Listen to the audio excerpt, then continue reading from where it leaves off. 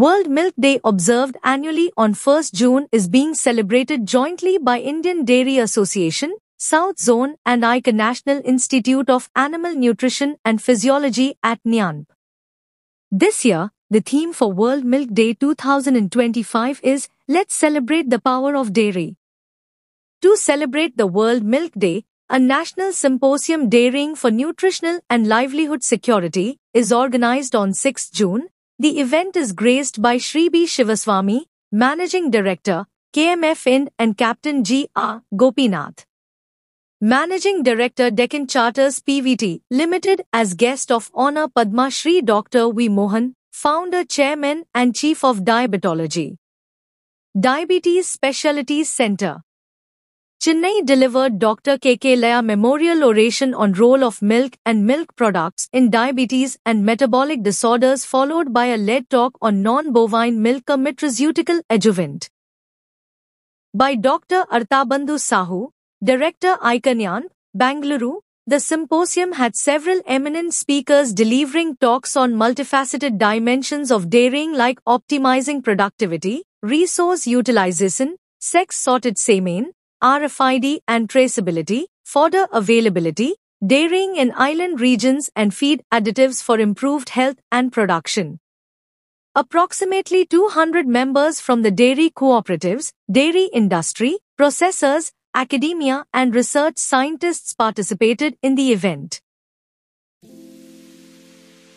ಇವತ್ತು ವಿಶ್ವ ಹಾಲು ದಿನಾಚರಣೆಯನ್ನು ನಾವು ICAR ಮತ್ತು KMF ಸಹಯೋಗದೊಂದಿಗೆ ಮತ್ತು ಸದರನ್ ಜೋನ್ ಡೈರಿ ಅಸೋಸಿಯೇಷನ್ನು ಅವರ ಸಹಯೋಗದೊಂದಿಗೆ ಆಚರಣೆ ಮಾಡ್ತಾಯಿದ್ದೀವಿ.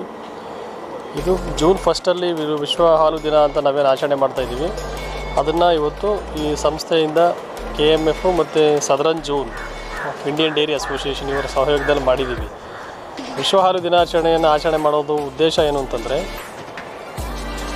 ವಿಶ್ವಸಂಸ್ಥೆ ಜೂನ್ 1ನೇ ತಾರೀಕನ್ನು ವಿಶ್ವ ಹಾಲು ದಿನಾಚರಣೆಯನ್ನಾಗಿ ಮಾಡಬೇಕು ಮತ್ತು ಹಾಲಿನ ಮಹತ್ವ ಮತ್ತು ಅದರ ಉದ್ದೇಶ ಏನಿದೆ ಅದನ್ನು ಎಲ್ಲ ಸಾರ್ವಜನಿಕರಿಗೆ ಮತ್ತು ವಿಶ್ವದ ನಾಡಿನ ದೇಶದ ಜನರಿಗೆ ಅದನ್ನು ತಿಳುವಳಿಕೆ ಕೊಡಬೇಕು. ಹಾಲು ಒಂದು ಪೌಷ್ಟಿಕಯುಕ್ತ ಆಹಾರ ಮತ್ತು ಸಮತೋಲಿತ ಆಹಾರ.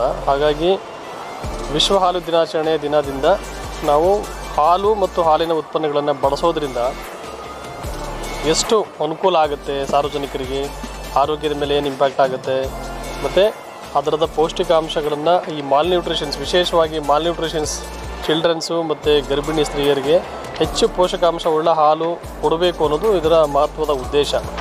ಜೊತೆಗೆ ಈ ಡೈರಿ ಫಾರ್ಮಿಂಗ್ ಏನು ಮಾಡ್ತಾಯಿದ್ವಿ, ಡೈರಿ ಫಾರ್ಮಿಂಗು ಕೂಡ ಸಸ್ಟೈನಬಲ್ ಡೆವಲಪ್ಮೆಂಟ್ಗೆ ಮತ್ತು ಎಸ್ಪೆಷಲಿ ವುಮೆನ್ ಎಂಪವರಿಂಗ್ಗೆ ಇದು ತುಂಬ ಉಪಯುಕ್ತವಾಗಿರೋದ್ರಿಂದ ಡೈರಿ ಫಾರ್ಮಿಂಗ್ನೂ ಕೂಡ ನಾವು ಇಂಪ್ರೂವ್ ಮಾಡಬೇಕು. ಆ ನಿಟ್ಟಿನಲ್ಲಿ ಎಲ್ಲರಿಗೂ ಕೂಡ ಹಾಲು ಮತ್ತು ಹಾಲಿನ ಉತ್ಪನ್ನಗಳ ಮಹತ್ವ ತಿಳಿಸ್ಬೇಕು, ಹಾಲಿನ ಉಪಯೋಗನೂ ಕೂಡ ತಿಳಿಸ್ಬೇಕು ಅನ್ನೋದು ಈ ದಿನಾಚರಣೆಯ ಉದ್ದೇಶ.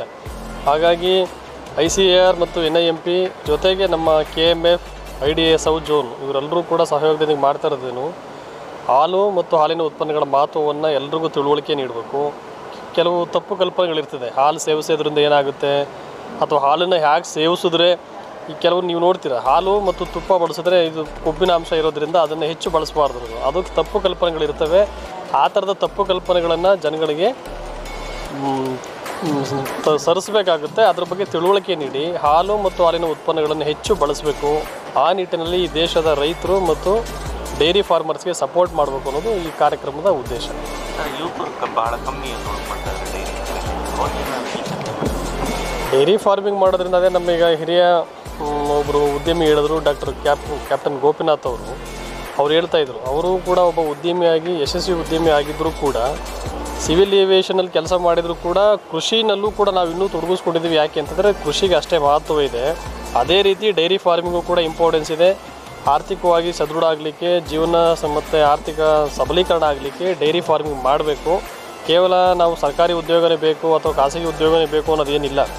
ಸರಿಯಾದ ಪ್ರಮಾಣದಲ್ಲಿ ನಾವು ಡೈರಿ ಫಾರ್ಮಿಂಗ್ನ ಮಾಡಿದ್ರೆ, ಹೈನುಗಾರಿಕೆಯನ್ನು ಮಾಡಿದ್ರೆ ಅದು ಕೂಡ ಲಾಭದಾಯಕವಾದ ಹುದ್ದೆ, ಅದನ್ನು ಕೂಡ ಚೆನ್ನಾಗಿ ನಿಭಾಯಿಸ್ಬೋದು ಆರ್ಥಿಕವಾಗಿ. ಈಗ ಗೊತ್ತಿದೆ ನಿಮಗೆ, ನಮ್ಮ ದೇಶದಲ್ಲಿ ಭಾರತ 2ನೇ ಅತಿ ದೊಡ್ಡ ಹಾಲು ಪ್ರೊಕ್ಯೂರ್ ಮಾಡುವಂಥ ದೇಶ. ನಮ್ಮದು ಕೂಡ ಕರ್ನಾಟಕ ಇಡೀ ದೇಶದಲ್ಲೇ 2nd largest milk procure state federation. ಹಾಗಾಗಿ ನಮ್ಮಲ್ಲಿ ಇವತ್ತು ಸುಮಾರು 1,06,00,000 ಲೀಟರ್ನಷ್ಟು ನಾವು ಸಂಗ್ರಹ ಮಾಡಿದ್ದೀವಿ. ಯಾಕೆ ಅಂತಂದರೆ ಸರ್ಕಾರ 4 ರೂಪಾಯಿ ಪರ್ ಲೀಟ್ರಿಗೆ ಕೊಡ್ತಾ ಇದೆ ಮತ್ತು 5 ರೂಪಾಯಿ ಇನ್ಸೆಂಟಿವ್ ಕೊಡ್ತಾ ಇರೋದ್ರಿಂದ ಹೆಚ್ಚು ಪ್ರಮಾಣದಲ್ಲಿ ಹಾಲು ಶೇಖರಣೆ ಆಗ್ತಾಯಿದೆ. ಇದರಲ್ಲಿ ರೈತರು ಜೊತೆಗೆ ಯುವ ಜನಾಂಗನೂ ಕೂಡ ಇನ್ವಾಲ್ವ್ ಆಗ್ತಾ ಇದ್ದಾರೆ. ಸಾಕಷ್ಟು ಟೆಕ್ಕೀಸು ಕೂಡ ಈ ಕೃಷಿಗೆ ಬರ್ತಿದ್ದಾರೆ. ಕೃಷಿನಲ್ಲಿ ಹೈನುಗಾರಿಕೆಯನ್ನು ಆಯ್ಕೆ ಮಾಡಿಕೊಂಡು ಕೆಲಸ ಮಾಡ್ತಾಯಿದ್ದಾರೆ. ಹಾಗಾಗಿ ಇದು ಲಾಭದಾಯಕವಾಗಿರೋದು ಹುದ್ದೆ ಮತ್ತು ಲಾಭದಾಯಕವಾಗಿರೋ ವೃತ್ತಿ ಆಗಿರೋದ್ರಿಂದ ಹೈನುಗಾರಿಕೆಯನ್ನು ಎಲ್ಲರೂ ಸಪೋರ್ಟ್ ಮಾಡಬೇಕು, ಬೆಳೆಸಬೇಕು ಅಂತ ಮನವಿ ಮಾಡ್ತೀವಿ. Thank you. क्या मैसेज है सर? वर्ल्ड मिल्क डे हम सेलिब्रेट कर रहे हैं और उसके पीछे जो मेन कारण है, इस बार हमें दिया गया है power of diary. Power of diary सीधी हम फार्मर्स के साथ ही रिलेटेड है, क्योंकि आज इंडिया जो नंबर 1 मिल्क प्रोडक्शन में है ये फार्मर्स के वजह से है. और मिल्क प्रोडक्शन को बढ़ावा देने के पीछे जो फार्मर्स ग्रुप है उसमें मैं कहूँगा सबसे ज़्यादा कंट्रीब्यूशन वीमेन फार्मर ग्रुप का है. और साथ में हम डायरी को एक एंटरप्रेन्योरशिप की तरफ देखें तो आप बेंगलोर सिटी का हम बात करें, जितने भी पेरी अर्बन एरियाज है अभी डायरी डेवलपमेंट में ज़्यादा अपना पैसा लगा रहे हैं. और साथ में आप देखेंगे फ्लोरिकल्चर, हॉर्टिकल्चर ये सब है. लेकिन ये सभी इशू पे जैसे हम डायरी को आगे बढ़ाना है तो सबसे बड़ी बात रहता है कि उन एनिमल को हमें क्या खिलाएं, क्या कैसे उनको पालें और कैसे सबसे ज़्यादा प्रोडक्शन लें जो इकोनॉमिकल हो. फार्मर्स फिर उस इकोनॉमी को लेके आगे डायरी को बढ़ावा दें. तो इस चर्चा के ऊपर हमारा आज का विषय वस्तु रखा गया है कि हमें डायरी के थ्रू सस्टेनेबिलिटी कैसे मेंटेन करें, फार्मर्स का जो रेवेन्यू है वो कैसे बढ़े. और एक एंगल हमें रखे हैं इस बार नॉन बोवाइन स्पेसीज का, जिसमें जैसे गोट है, सीप है, कैमल है, उनसे भी दूध मिलता है. तो वो दूध को भी हमें कैसे यूटिलाइज करें. और मैं तो कहूँ कि जितने भी दूध है, गाय, भैंस, कैटल, ये जो कैमल, गोट, सीप, सभी का एक औषधीय गुण भी है. तो न्यूट्रिशन के साथ साथ इसमें जो न्यूट्रास्यूटिकल प्रॉपर्टीज़ है वो न्यूट्रास्यूटिकल प्रॉपर्टीज़ को कैसे हार्नेस करें, लोगों को किस बीमारी में क्या लेना चाहिए, कैसे लेना चाहिए. फर्मेंटेड प्रोडक्ट है, दही आपके सामने है. दही ऐसे एक चीज़ है, पेट ख़राब है तो आपको डॉक्टर इमीडिएटली कहता है कि दही लो. तो ये छोटी छोटी बातें हैं, लेकिन इसके पीछे जो साइंस है उसको हमें समझने की ज़रूरत है. और ये टेक्नोलॉजी को जो हम आगे बढ़ाएंगे तब जाके इंडिया का जो अभी सरप्लस मिल्क प्रोडक्शन है और सरप्लस मिल्क प्रोडक्शन को हम प्रोडक्ट्स की डायरेक्शन में ले जाएं. तो प्रोडक्ट्स की डायरेक्शन में लेंगे तो इंडिया का मिल्क बाहर इंपोर्ट हम कर सकते हैं प्रोडक्ट के द्वारा, क्योंकि बाहर चीज़ मार्केट है, बाहर जो हमारे मिल्क प्रोडक्ट्स है, सभी मिल्क प्रोडक्ट्स का मार्केट है. इवन पनीर आप देख लीजिए. तो और इन पूरे वर्ल्ड में सबसे बड़ा मार्केट है चीज़. और हमारे पास चीज़ बनाने का सबसे बड़ा साधन है बफलो और सीप. उनका जो चीज़ है वर्ल्ड में नंबर 1 है. तो हमें इस डायरेक्शन में भी सोचना चाहिए.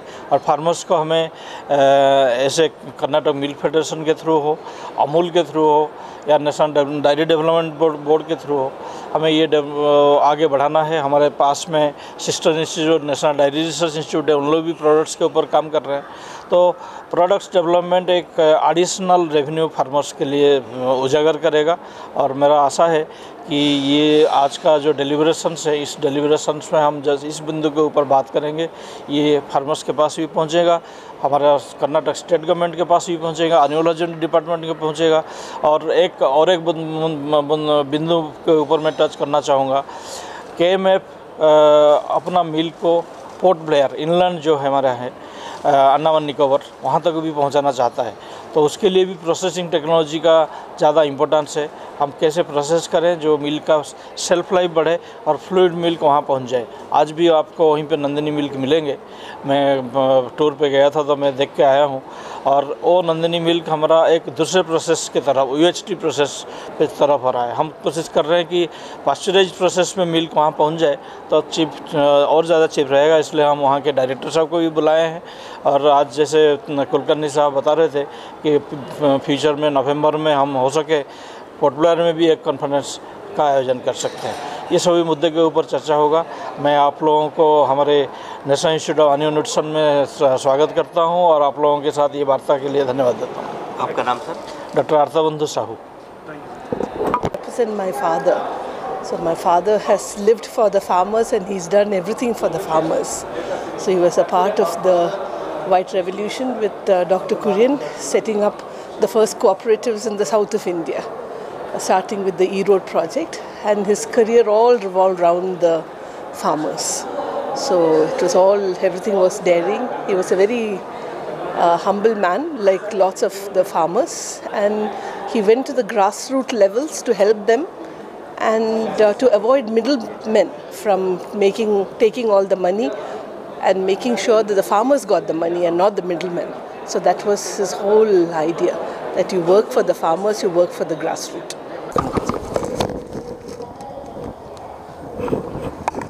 ಹಾಲಿನ ವರ್ಲ್ಡ್ ಮಿಲ್ಕ್ ಡೇ ಅಂತ ಇವರು ಆಚರಿಸ್ತಾ ಇದ್ದಾರೆ. ಡಾಕ್ಟರ್ ಸತೀಶ್ ಕುಲಕರ್ಣಿ ಅವ್ರಿಗೆ ನನ್ನ ಇನ್ವಿಟೇಷನ್ ಕೊಟ್ಟರು ಬಂದು ಮಾತಾಡಿ ಅಂತ.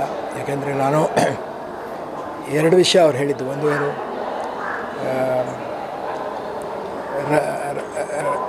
ಹಾಲು ಉತ್ಪಾದಕ ರೈತರು ಅವ್ರಿಗೇನಾದರೂ ಉತ್ತೇಜನವಾಗುವಂಥ ಮಾತನ್ನು ಹೇಳಿ, ಅದೇ ರೀತಿ ವಿಜ್ಞಾನಿಗಳಿದ್ದಾರೆ ಅವ್ರನ್ನೇ ಬಗ್ಗೆ ಗಮನದಲ್ಲಿಟ್ಕೊಂಡು ಎರಡು ಮಾತು ಹೇಳಿ. ಮೂರನೇದಾಗಿ ಈ ಹಾಲು ಈಗ ಎಷ್ಟೋ ಕಡೆ ತಲುಪ್ತಾ ಇಲ್ಲ. ಕರ್ನಾಟಕದಲ್ಲಿ ನಾವು ಉತ್ಪತ್ತಿ ಮಾಡ್ತೀವಿ, ಗುಜರಾತಲ್ಲಿ ಮಾಡ್ತೀವಿ, ಆದರೆ ಈಗ ಅಂಡಮಾನಲ್ಲಿ ಹಾಲು ಸಿಗ್ತಾಯಿಲ್ಲ. ಆ ಹಾಲನ್ನು ಯಾವ ರೀತಿ ಏರ್ ಟ್ರಾನ್ಸ್ಪೋರ್ಟಲ್ಲಿ ವಿಮಾನದಲ್ಲಿ ಕಳಿಸ್ಬೋದಾ, ಅದು ಒಂದು ಪ್ರಶ್ನೆ. ಸೊ ನಾನು ಬಹಳಷ್ಟು ಬೇರೆ ಬೇರೆ ಕ್ಷೇತ್ರಗಳಲ್ಲಿ ಕೆಲಸ ಮಾಡಿದ್ದೀನಿ. ನಾನು ಓದಿದ್ದು ಹಳ್ಳಿಯಲ್ಲಿ. ನಮ್ಮ ಮನೆಯಲ್ಲೂ ಡೈರಿ ಇರಲಿಲ್ಲ, ಒಂದು ಹಸುಗಳು ಎಮ್ಮೆ ಇತ್ತು. ನನ್ನ ತಂದೆ ಅದೇ ಹಳ್ಳಿನಲ್ಲಿ ಹಾಸನದಲ್ಲಿ ಗೊರೂರಲ್ಲಿ ಮೇಸ್ಟ್ರಾಗಿದ್ದರು. ನಾನು ಆಮೇಲೆ ಮಿಲಿಟ್ರಿ ಸೇರಿದೆ. ಮಿಲಿಟ್ರಿನಲ್ಲಿ ಬಾಂಗ್ಲಾದೇಶ್ ಯುದ್ಧದಲ್ಲಿದ್ದೆ. ಅಲ್ಲಿ ಚೈನಾ ಬಾರ್ಡ್ರಲ್ಲಿ ಬಾಂಗ್ಲಾದೇಶ ಆಯಿತು, ಚೈನಾ ಬಾರ್ಡ್ರು, ಕಾಶ್ಮೀರ್ ಅಲ್ಲೆಲ್ಲ ಆದಮೇಲೆ ವಾಪಸ್ ಹಳ್ಳಿಗೆ ಬಂದೆ. ಆಗ ಮತ್ತೆ ಕೃಷಿ ಮಾಡಿದೆ ಬಹಳ ವರ್ಷ. ಸಾವಯವ ಕೃಷಿ ಮಾಡಿದೆ. ನಾನು ಒಂದು ಸುಮಾರು ಹಸುಗಳು ನೆಟ್ಟಿದ್ದೆ. ಆದರೆ ಇವತ್ತು ಪ್ರತಿಯೊಬ್ಬ ರೈತನೂ ನಮಗೆ ನಮ್ಮ ಭಾಗ್ಯ ಅಂತ ಯಾಕೆ ಹೇಳ್ಬೋದು ಅಂದರೆ, ಯಾರು ಸಾಮಾನ್ಯವಾಗಿ ದೊಡ್ಡ ಡೈರಿ ಮಾಡಿದ್ದಾರೆ ಅದರಲ್ಲಿ ಜಯ ಕಾಣೋದು ಬಹಳ ಕಷ್ಟ. ಯಾಕೆಂದರೆ ಅದು ಬಹಳ ಕಷ್ಟದ ಕಸುಬು. ಡೈರಿ ಕಸುಬು ಅಂದರೆ ಅವರು ಹಾಲನ್ನ ಕೊಂಡುಕೊಂಡು ಉತ್ಪಾದನೆ ಮಾಡ್ತಾರೆ. ಡೈರಿ ಫಾರ್ಮ್ಸ್ ಲೈಕ್ ಅಮೂಲ್ ಇರ್ಬೋದು, ನಂದಿನಿ ಇರ್ಬೋದು, ಪ್ರೈವೇಟ್ ವಿಜಯ ಡೈರಿ ಫಾರ್ಮ್, ನೆಸ್ಲೆ ಫಾರಿನ್. ಆದರೆ ಅವರಾಗಿ ಹಸುನು ಇಟ್ಟು ಡೈರಿ ಮಾಡೋದು ಅಂಥವ್ರು ಬಹಳ ವಿರಳ, ಭಾಳ ಅಂದರೆ ಭಾಳ ಕಮ್ಮಿ. ಯಾಕಂದರೆ ಅದಕ್ಕೆ 108 ಅಡಚಣೆಗಳಿವೆ. ಆದರೆ ನಮ್ಮ ಪುಣ್ಯ ಏನು ಅಂದರೆ, ಹಳ್ಳಿನಲ್ಲಿ ಎಲ್ಲ ರೈತರು, ಅವರ ಲಕ್ಷಾಂತರ ಜನ, ಕೋಟ್ಯಾಂತರ ಜನ ರೈತರು, ಅವರೆಲ್ಲ 1 ಎಕರೆ 2 ಎಕರೆ ಜಮೀನಿದೆ. ಅವರು 2 ಎಮ್ಮೆನೋ 1 ಎಮ್ಮೆನೋ 2 ಹಸುನೋ ಇಟ್ಕೊಂಡು ಅವರು ಗಂಡ ಹೆಂಡತಿ, ಕೆಲವು ಸಲ ಅವ್ರ ಮಕ್ಕಳು ಸೇರಿಕೊಂಡು ಅದನ್ನು ಅತ್ಯಂತ ಬುದ್ಧಿವಂತಿಕೆಯಿಂದ ಹಳೆ ಪದ್ಧತಿಗಳನ್ನ ಉಪಯೋಗಿಸ್ಕೊಂಡು, ಆಧುನಿಕ ಪದ್ಧತಿನ ಉಪಯೋಗಿಸ್ಕೊಂಡು, ವಿಜ್ಞಾನ ಉಪಯೋಗಿಸ್ಕೊಂಡು ಅವರು ಡೈರಿ ಫಾರ್ಮ್ ಮಾಡ್ತಾಯಿದ್ದಾರೆ. ಅಂದರೆ 2 ಹಸು 3 ಹಸು ಈ ಥರ ಕೋಟ್ಯಾಂತರ ಜನರ ಹಾಲು ಹನಿಗೂಡಿದರೆ ಹಳ್ಳ ಅಂತ ಹೇಗೆ ಹೇಳ್ತಾರೆ, ಅದೇ ನಮ್ಮ ಪುಣ್ಯ. ಯಾಕೆಂದರೆ ಈ ಕೋಟ್ಯಾಂತರ ಲೀಟರ್ ಏನು ಹಾಲು ಶೇಖರಣೆ ಆಗ್ತಾಯಿದೆ ಕರ್ನಾಟಕದಲ್ಲಿ. ಹೇಳಿದ್ರು ಈಗ ಪ್ರತಿನಿತ್ಯ 1 ಕೋಟಿ ಲೀಟ್ರ್ ತೊಗೋತಾ ಇದ್ದಾರೆ ಅಂತ. ಅದು ಬರಬೇಕಾದ್ರೆ ದೊಡ್ಡ ಡೈರಿಯಿಂದ ಬರ್ತಾಯಿಲ್ಲ, ಅದು ಬರ್ತಾ ಇರೋದು ಈ ಸಣ್ಣ ರೈತರು. ಪ್ರತಿ ಮನೆಯಲ್ಲೂ ಅವ್ರಿಗೆ 1 ಎಕರೆ ಜಮೀನಿದ್ದರೆ 2 ಹಸು ಇರುತ್ತೆ. ಆ 2 ಹಸು ಹಾಲನ್ನ ಅವ್ರು ತಂದು ಹಾಕ್ತಾರೆ. ಸೊ ನಾನು ಅವ್ರಿಗೇನು ಹೇಳಿದೆ ಅಂದರೆ, ನೀವು ಹಾಲಿನಲ್ಲಿ ಅತ್ಯಂತ ಪೌಷ್ಟಿಕಾಂಶ ಇದೆ, ನೀವು ಅದನ್ನು ತಗೊಂಡ್ರೆ ನಿಮಗೆ ರೋಗ ಬೀಳೋದು ಕಮ್ಮಿ ಆಗುತ್ತೆ ಅಂತ ಮಾಡ್ತೀವಿ. ಅದು ಅತ್ಯಂತ ಮಹಾ ಏನು ಹೇಳ್ತಾರೆ, ನೋಬಲ್ ಉದಾತ್ತವಾದ ಕೆಲಸ ಅದು. ಆದರೆ ನಮ್ಮಲ್ಲಿ ಹಳ್ಳಿಯವರು ನಾವು ನೋಡಿದಾಗ ಅವರು ಸ್ವತಃ ಹಾಲನ್ನು ಉಪಯೋಗಿಸ್ತಾ ಇಲ್ಲ, ಎಲ್ಲನೂ ತೊಗೊಂಡೋಗಿ ಹಾಕ್ತಾರೆ. ಆದರೆ ಹುಷಾರು ತಪ್ಪಿದಾಗ ಹೋಗಿ ಹಾಲು ಕೊಂಡ್ಕೋತಾರೆ. ಅಂಥ ಪರಿಸ್ಥಿತಿ ಬರಬಾರ್ದು. ಅದರಿಂದ ಹಳ್ಳಿನಲ್ಲೂ ನೀವು ಅವ್ರಿಗೆ ತಿಳುವಳಿಕೆ ಕೊಡಿ, ಎಚ್ಚರಿಕೆ ಕೊಡಿ. ನೀವು ಹಾಲನ್ನ ಉತ್ಪಾದನೆ ಮಾಡಿದ್ರೆ ಸ್ವಲ್ಪ ಇಟ್ಕೊಂಡು ಬಾಕಿದು ಕೊಡಿ, ಅದು ನಿಮ್ಮ ಆರೋಗ್ಯಕ್ಕೆ ಒಳ್ಳೆಯದು. ಈಗ ನಾವು ಹಳ್ಳೀಲಿ ನೋಡಿದ್ರೆ ಅವರಲ್ಲಿ ಬಹಳಷ್ಟು ಜನ ಪೌಷ್ಟಿಕಾಂಶ ಇಲ್ಲದೇ ಇರೋರು. ಅವರು ಡಾಕ್ಟ್ರೇ ಹೇಳ್ತಾರೆ ನಿಮ್ಮಲ್ಲಿ ಐರನ್ ಕಮ್ಮಿ, ಅಥವಾ ಹೆಂಗಸು ಗರ್ಭಿಣಿ ಆದರೆ ಮಗು ಸರಿಯಾಗಿ ಬೆಳವಣಿಗೆ ಆಗೋಲ್ಲ. ಅದು ಯಾಕೆಂದರೆ ನಮ್ಮ ಹಳ್ಳಿಯ ಜನದ ಅದು ಹಳೆಯ ಒಂದು ಸಂಪ್ರದಾಯ ಏನಂದರೆ ಮನೋಭಾವ, ಇರೋ ಹಾಲೆಲ್ಲ ಕೊಡ್ತಾರೆ. ಅವರು ರಾಗಿ ಮುದ್ದೆ ಸೊಪ್ಪು ತಿಂತಾರೆ, ಅವ್ರಿಗೂ ಇದನ್ನು ನಾವು ತುಂಬಿಸ್ಬೇಕು. ಎರಡನೇದು ಸರ್, ಈಗ ಯುವಕರು ತುಂಬ ಲಾಭ ಇಲ್ಲ ಅಂತ ಡೈರಿಯಲ್ಲಿ ಏನಿಲ್ಲ ಅಂತ ಬರ್ತಾರೆ. ಹೌದು, ಅದು ನಿಜ. ಯಾಕೆಂದರೆ ನೀವು ಡೈರಿ ಫಾರ್ಮ್ ಮಾಡೋಕ್ಕೆ ಹೋದರೆ ಅದು ಕಷ್ಟ. ಯಾಕೆಂದರೆ ನಮ್ಮ ನಾಟಿ ಹಸುಗಳು ಅದಕ್ಕೆ ರೋಗ ಬರೋಲ್ಲ. ನಾಟಿ ಹಸುಗಳು ನಮಗೆ ನಮ್ಮ ಮಲೆನಾಡಲ್ಲಿ ಮಲೆನಾಡು ಗಿಡ್ಡ ಅಂತಿದೆ, ಇಲ್ಲಿ ಹಳ್ಳಿ ಕಾರಿದೆ, ಅಮೃತ ಮಹಲ್ ಇದೆ. ಆಮೇಲೆ ಈ ಹಳ್ಳಿ ಕಾರು ಮಾಡಿ ಮಿಕ್ಸ್ ತಳಿ ಇದೆ, ಲೋಕಲ್ ತಳಿಗಳು. ಅವು ಹೆಂಗೆ ಒಂದು ಮರ ಬೇಸಿಗೆನಲ್ಲಿ ಎಲೆ ಇಲ್ಲದೆ ಇರುತ್ತೆ, ಮಳೆ ಬಂದಾಗ ಒಳ್ಳೆ ಫಸಲು ಕೊಡುತ್ತೆ. ಅದೇ ರೀತಿ ಈ ಮಲೆನಾಡು ಗಿಡ್ಡಗಳು ಅಥವಾ ನಾಟಿ ಹಸುಗಳು ಅದರಲ್ಲಿ ಬಹಳ ಉತ್ಕೃಷ್ಟವಾದ ಪೌಷ್ಟಿಕಾಂಶ ಇದೆ. ಏಕೆಂದರೆ ಅದು ಹುಲ್ಲು ಜೊತೆ ಬೇರೆ ಸೊಪ್ಪನ್ನು ತಿನ್ನುತ್ತೆ. ಆದರೆ ಅದು ಹಾಲು ಕಮ್ಮಿ ಕೊಡುತ್ತೆ. ಅದನ್ನು ಯಾರ್ಯಾರು ಅದನ್ನು 2 ಹಸು 3 ಹಸು ಬಿಟ್ಕೊಂಡಿರ್ತಾರೆ ಅವ್ರ ಮನೆಗೆ ಆಗುತ್ತದು, ಅದನ್ನು ಮಾರೋಕ್ಕಾಗಲ್ಲ. ನೀವು ಡೈರಿ ಹಸು ತಂದರೆ ಆ ಡೈರಿ ಹಸಿಗೆ ಸ್ವಲ್ಪ ಏನೋ ಹೇಳ್ತಾರಲ್ಲ ಬಿಳಿ ಆನೆ ಅನ್ನೋಕ್ಕೆ, ಅದನ್ನು ನೋಡ್ಕೊಳ್ಳೋದು ಕಷ್ಟ. ಅದಕ್ಕೆ ಅದು ರೋಗ ಬೀಳುತ್ತೆ, ಅದಕ್ಕೆ 108 ಥರದ ಇದು ಬರುತ್ತೆ. ಕೆಚ್ಚಲಿಗೆ ಭಾಳ ಸುಲಭವಾಗಿ ಅದಕ್ಕೆ ಕೆಚ್ಚಲು ಕಟ್ಕೊಳ್ಳುತ್ತೆ. ಆಮೇಲೆ ಆ್ಯಂಟಿಬಯೋಟಿಕ್ಸ್ ಹಾಕಬೇಕು. ಆಮೇಲೆ ಹೋರಿಗಳನ್ನ ಬಿಡೋದಿಲ್ಲ ಅದಕ್ಕೆ. ಹಳ್ಳಿಯಲ್ಲಿ ಹೋರಿಗಳನ್ನ ಬಿಟ್ಟು ಹಸು ಗಬ್ಬ ಆಗುತ್ತೆ. ಅದು ಆರ್ಟಿಫಿಷಿಯಲ್ ಇನ್ಸೆಮಿನೇಷನ್ ಅಂದರೆ ಇಂಜೆಕ್ಷನ್ ಮಾಡಿ ಗರ್ಭ ಮಾಡ್ತಾರೆ. ಇದೆಲ್ಲ ಆಮೇಲೆ ಸ್ವಂತ ಬೆಳಿಬೇಕು ನಾವು.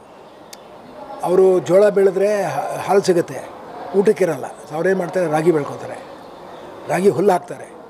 ಆದರೆ ಅದಕ್ಕೆ ಹಸಿರು ಬೇಕು, ಆ ಹಸಿರನ್ನ ಬೆಳ್ಕೋಬೇಕು. ಅದರಿಂದ ಡೈರಿ 2 ಹಸು 3 ಹಸು ವರ್ಕೌಟ್ ಆಗುತ್ತೆ. ನಾನು ಬಿಟ್ಬಿಟ್ಟು ಡೈರಿ ಮಾಡ್ತೀನಿ ಅಂದರೆ ಅದು ಸ್ವಲ್ಪ ಕಷ್ಟ. ಯಾಕೆಂದರೆ ಇದೆಲ್ಲ ಫಾರಿನ್ ಜಾತಿ ಹಸುಗಳು. ಅದರಲ್ಲಿ ಉತ್ಪಾದನೆ ಮಾಡೋದು ಕಷ್ಟ. ಹಾಲನ್ನು ಸಕ್ಸಸ್ ಆಗೋದು ಕಷ್ಟ. ಇಲ್ಲಿ ಅಂತಲ್ಲ, ಅಮೇರಿಕಾದಲ್ಲಿ 3,000 4,000 5,000 ಹಸು ಇರೋರು ಡೈರಿನಲ್ಲಿ ಸಕ್ಸಸ್ ಕಷ್ಟ. ಆದರೆ ಇದೇನು ಅಮೂಲ್ ಮಾಡಿದೆ, ವರ್ಗೀಸ್ ಕುರಿಯನ್, ಆಮೇಲೆ ನಮ್ಮ NDTV ಮಾಡಿದ್ದಾರೆ. ಅವರು ಸಾವಿರಾರು ಜನ ಡೈರಿ ಎಜುಕೇಷನ್ ತೊಗೊಂಡು ಇಲ್ಲಿಂದ ಅವರು ಸುಮಾರು ಕಡೆ ಈಗ ಡೈರಿ ಕೆಲಸ ಮಾಡ್ತಿದ್ದಾರೆ. ಆಮೇಲೆ ಏನು ನಮ್ಮ KMF ಮಾಡ್ತಾಯಿದೆ, ಅವ್ರಿಗೆ ಬರ್ತಿರೋದು ಎಲ್ಲಿ ಹಾಲು ಎಲ್ಲ ನಮ್ಮ ರೈತರು. ಪ್ರತಿಯೊಂದು ಹಳ್ಳಿಯಲ್ಲಿರೋ ರೈತರೂ ಒಂದು 4 ಲೀಟ್ರು 5 ಲೀಟ್ರು 6 ಲೀಟ್ರು 10 ಲೀಟ್ರು ವರ್ಷಕಾಲ ಕೊಡ್ತಾರೆ. ಆದ್ದರಿಂದ ನಮ್ಮ ದೇಶ ಸಮೃದ್ಧವಾಗಿದೆ. ನಾವೆಲ್ಲ ಪಟ್ಟಣದಲ್ಲಿರೋರು ಪುಣ್ಯ. ಅದು ಇನ್ಫಾರ್ಮೇಷನ್ ಏನು ಅನ್ನೋದು ಅದರ ಬಗ್ಗೆ ಮಾಹಿತಿ ಸಿಗುತ್ತೆ. ಈ ಮಾಹಿತಿಗಳನ್ನು ಹಂಚ್ಕೊಳ್ಳೋದಕ್ಕೆ ಇದನ್ನು ವಿಜ್ಞಾನಿಗಳು ಸಹ ಈ ಸೈನ್ಸ್ ಬೇಸ್ಡ್ ಎವಿಡೆನ್ಸ್ ಏನಿದೆ ಅಂತ ಕೇಳೋದಕ್ಕೆ ಆ ಕಾರಣದಿಂದ ಈ ಒಂದು ದಿನದ ಸಂಕೀರ್ಣವನ್ನು ಇವತ್ತು ಇಟ್ಕೊಂಡಿದ್ದೀವಿ. ಸರ್, ಇದು ಯಾರು ಮುಖ್ಯ ಅತಿಥಿಗಳು ಯಾರು ಬಂದಿದ್ರು? ಮತ್ತು ಯುವಕರು ತುಂಬ ಕಮ್ಮಿ ಪಾರ್ಟಿ ಮಾಡ್ತಾರೆ, ಡೈರಿಯಲ್ಲಿ ಲಾಭ ಇಲ್ಲ ಅಂತ. ಇದು ಈ ದಿನ ಕರ್ನಾಟಕ ಮಿಲ್ಕ್ ಹಾಲು ಒಕ್ಕೂಟದ ಮ್ಯಾನೇಜಿಂಗ್ ಡೈರೆಕ್ಟರ್ ಆದ ಶಿವಸ್ವಾಮಿಯವರು ಈ ದಿನದ ಅತಿಥಿಗಳಾಗಿದ್ದರು. ಅವ್ರ ಜೊತೆಗೆ ಕ್ಯಾಪ್ಟನ್ ಗೋಪಿನಾಥ್ ಅಂತ ಡೆಕ್ಕನ್ ಏವಿಯೇಷನ್ನ ಅಂದರೆ ಇಂಡಿಯನ್ ಸಿವಿಲ್ ಏವಿಯೇಷನ್ ಭಾಳ ಇಂಪ್ರೂವ್ ಆಗೋದಕ್ಕೆ ಕಾರಣಸ್ಥರಾಗಿ ಅವರು ಸಹ ಇಲ್ಲಿನ ಅತಿಥಿಗಳಾಗಿದ್ದರು. ಶಿವಸ್ವಾಮಿಯವರು ಕರ್ನಾಟಕ ಮಿಲ್ಕ್ ಫೆಡರೇಷನ್ನ ಮ್ಯಾನೇಜಿಂಗ್ ಡೈರೆಕ್ಟರ್ ಆಗಿರೋದ್ರಿಂದ ಅವರು ಈ ಹಾಲಿನ ಬಗ್ಗೆ ಈ ದಿನ ಸುಮಾರು ಕರ್ನಾಟಕದಲ್ಲಿ ಒಂದು ದಿನಕ್ಕೆ 1 ಕೋಟಿಗಿಂತ ಹೆಚ್ಚಿಗೆ ಹಾಲು ಕಲೆಕ್ಟ್ ಆಗ್ತಾಯಿದೆ. ಆ ಕಾರಣದಿಂದ ನಾವು ಇಲ್ಲಿ ಯಾವುದೇ ಒಂದು ಸಭಾಂಗಣ ಆದಾಗ ಅವ್ರನ್ನ ಸಹ ಮುಖ್ಯ ಅತಿಥಿಗಳಾಗಿ ಮಾಡ್ತೇವೆ. ಅದೇ ರೀತಿ ಗೋಪಿನಾಥ್ ಅವ್ರನ್ನ ಕರೆದಿದ್ದ ಕಾರಣ ಏನಂದರೆ, ಎಷ್ಟೋ ಕಡೆ ಈಗ ಈ ಹಾಲನ್ನು ಬೆಂಗಳೂರಿಂದ ದಿಲ್ಲಿವರೆಗೆ ತೆಗೆದುಕೊಂಡು ಹೋಗ್ತಾರೆ. ಆ ರೀತಿ ತೊಗೊಂಡೋಗೋದಕ್ಕೆ 3 ದಿನ ಆಗುತ್ತೆ. ಅವರು ಈ ಒಂದು ಏರ್ ಲಾಜಿಸ್ಟಿಕ್ಸ್ನಲ್ಲಿ ಭಾಳ ಹೆಸರನ್ನು ಪಡೆದಿದ್ದಾರೆ. ಅವರಿಗೆ ಇದರ ಬಗ್ಗೆ ಭಾಳಷ್ಟು ಮಾಹಿತಿ ಇರೋದ್ರಿಂದ, ನಮ್ಮಲ್ಲಿ ಹಾಲಿನ ಟೆಕ್ನಾಲಜಿ ಬಗ್ಗೆ ನಮಗೆ ಗೊತ್ತಿದೆ. ಗೋಪಿನಾಥ್ ಅವರಿಗೆ ಸಿವಿಲ್ ಏವಿಯೇಷನ್ ಬಗ್ಗೆ ಭಾಳ ಗೊತ್ತಿದೆ, ಅದರಲ್ಲೂ ಕಾರ್ಗೋ ಬಗ್ಗೆ ಅವರಿಗೆ ಗೊತ್ತಿರೋದ್ರಿಂದ ನಾವೇನಾದರೂ ಹಾಲನ್ನು ಬೈ ಏರ್ ಮೂಲಕ ಬೇರೆ ಕಡೆಗೆ, ಅಂದರೆ ಇಲ್ಲಿ ಒಂದೊಂದು ಏನಂದರೆ ಅಂಡಮಾನ್ ನಿಕೋಬಾರ್ ಐಲ್ಯಾಂಡ್ಗೆ ತೊಗೊಂಡೋಗ್ಬೋದಾ, ಅಥವಾ ದಿಲ್ಲಿ ಅಥವಾ ಬೇರೆ ದೇಶಕ್ಕೆ, ಬೇರೆ ದೊಡ್ಡ ಸಿಟಿಗೆ ತೊಗೊಂಡೋಗ್ಬೋದಾ, ಈ ರೀತಿಯಾದ ಬಗ್ಗೆ ಒಂದು ರೀತಿಯಾಗಿ ಅವ್ರನ್ನ ಕೇಳಿದ್ವಿ. ಅದರ ಬಗ್ಗೆ ಸಹ ಇನ್ನೂ ಮುಂದೆ ಚರ್ಚೆ ಮುಂದುವರಿಯುತ್ತೆ. ಮುಂದೆ ಬರೆದಂಗೆ ಇದ್ರ ಬಗ್ಗೆ ಸಹ ಈ ರಸ್ತೆಯಿಂದ ತೊಗೊಂಡೋಗೋದ್ರ ಬದಲು ಇನ್ನೂ ಭಾಳ ಆದಷ್ಟು ಜಾಗೃತಿಯಾಗಿ ಹಾಲನ್ನು ತೆಗೆದುಕೊಂಡು ಹೋಗೋದಕ್ಕೆ ಪ್ರಯತ್ನ ಪಡೋದಕ್ಕೆ ಇದು ಮಾಡ್ತಾಯಿದ್ದೀವಿ. ಸರ್, ಇದು ಒಂದಿನ ಟೆಕ್ನಿಕಲ್ ಸೆಷನ್ ಇದೆ. ಮತ್ತು ನಿಮ್ಮ ಡೈರಿ ಅಸೋಸಿಯೇಷನಿಂದ ರೈತರಿಗೆ ಏನೇನು ಕಾರ್ಯಕ್ರಮ ಹಮ್ಮಿಕೊಡಿ, ಏನು ವಿಶೇಷತೆ? ನಾವು ನಮ್ಮ ಡೈರಿ ಅಸೋಸಿಯೇಷನ್ ಪರವಾಗಿ ಭಾರತ ದೇಶದಲ್ಲಿ ಡೈರಿ ಅಸೋಸಿಯೇಷನ್ನ ಚಾಪ್ಟರ್ಗಳು ಎಲ್ಲ ಕಡೆ ಇದೆ. ಇದರಲ್ಲಿ ನಾವು ಸಾಮಾನ್ಯವಾಗಿ ಯಾವುದೇ ರೈತರಿಗೆ ಬಹಳ ರೀತಿಯಾದ ಅವರ ಟ್ರೈನಿಂಗನ್ನು ಅದನ್ನು ಸಹ ಮಾಡ್ತಾಯಿರ್ತೀವಿ. ಆ ಟ್ರೈನಿಂಗ್ ಕಾರಣ ಏನಂದರೆ, ಹೊಸ ಹೊಸ ವಿಧಾನಗಳು ಏನು ಬಂದಿದೆ ಅದೆಲ್ಲ ರೈತರವರೆಗೆ ಹೋಗೋದಿಲ್ಲ. ಆದ್ದರಿಂದ 100 ಹೊಸ ವಿಷಯ ಇದ್ದರೆ ಅದರಲ್ಲಿ ಒಂದು 10 ಸಹ ಅವರಿಗೆ ಹೋಗಿ ತಲುಪಿದ್ರೆ, ಆ ರೀತಿಯಾಗಿ ತಲುಪಿದಾಗ ಅದರಿಂದ ಅವರು ರೈತರಿಗೂ ಅದರಿಂದ ಅನುಕೂಲ ಆಗುತ್ತೆ, ನಮ್ಮ ದೇಶಕ್ಕೂ ಉತ್ಪತ್ತಿ ಜಾಸ್ತಿ ಆಗುತ್ತೆ. ಎಷ್ಟು ಉತ್ಪನ್ನ ಜಾಸ್ತಿ ಆಗುತ್ತೋ ಅಷ್ಟು ಅವರಿಗೆ ಲಾಭದಾಯಕ ಸಹ ಆಗೋದ್ರಿಂದ ಈ ರೀತಿಯಾದ ಟ್ರೈನಿಂಗನ್ನಾಗಲಿ, ಹೊಸ ವಿಷಯಗಳನ್ನಾಗಲಿ, ಹೊಸ ಗೌರ್ಮೆಂಟಿನ ಸ್ಕೀಮ್ಗಳಾಗಲಿ, ಇದರ ಬಗ್ಗೆ ಹೆಚ್ಚಿಗೆ ಅವರಿಗೆ ಮಾಹಿತಿ ಕೊಡೋದಕ್ಕೆ ನಾವು ಪ್ರಯತ್ನ ಪಡ್ತಾ ಇರ್ತೇವೆ. ನಮ್ಮ ಇವತ್ತಿನ ದಿನ ಇದು ರೈತರಿಗೆ ಟಾರ್ಗೆಟ್ ಆಗಿ ಹೆಚ್ಚಿನ ಡಿಸ್ಕಷನ್ಗಳಲ್ಲಿ ಇಲ್ಲ, ಆದ್ದರಿಂದ ಹೆಚ್ಚಾಗಿ ರೈತರು ಬಂದಿಲ್ಲ.